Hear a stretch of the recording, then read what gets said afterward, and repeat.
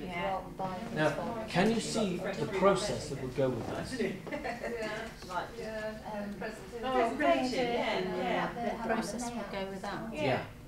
Yeah, if it's easy to. Before it was one of the key factors which make you choose where you which supermarket you shop in. Now what are you asking? What makes us shop? What are the factors which make us Go to shop. go to shop in these circumstances? Yeah. So now you're going to end up with a long list, and it's going to become a matrix of reasons I shop there, factors which make me shop there, factors which make me shop here, and then you're going to see if there are common factors as well as key. Do you see that? So there might be price, but not price. Quality, not quality, not quality. Location, not location, not location. There might be common factors, but within each of these there might be 2 or 3 key ones. Yeah. Can you see how the facilitator starts to think process straight away and comes in and says, oh, if you're doing that one, and now you might want to... I'm thinking, well, we're going to be here for ages. Yeah, well, I just said 4:30. SPO, I talked about it this morning. A consultant can say, we're going to merge these 2 banks. And they can get away with it. They can just tell you what they're going to do. They can make a red proposal and it's done.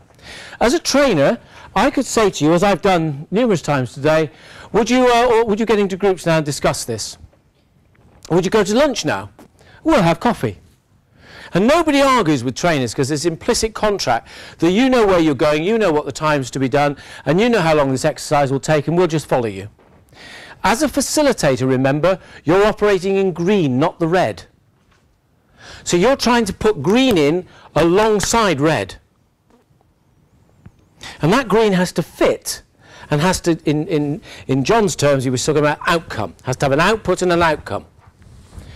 So you're seeing something and you're thinking, well, we need to direct this now, we need to get an outcome from this bit of process, from this task. And you think, well, I know what I want to do, but you can't just say, right, get post-its out, would you all start writing on them? People won't do it. They will just freak, particularly dysfunctional groups. So what you have to do is you have to take the red, the point at which you're at, describe that point at which you're at, then make your green proposal with your tool, technique or model, and then go back to red and say, and as a result of that, I think there's a likelihood we'll get to there.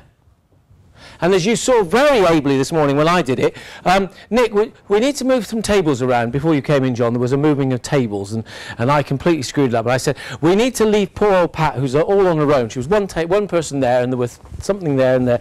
We need to rearrange the room so that everybody's part of a group. So all I propose is, and I started to shuffle Nick around, and what I propose is Nick goes over there, and then we'll have a group. And Sue from the corner said, why don't you just move Nick or Pat into that group and have 4...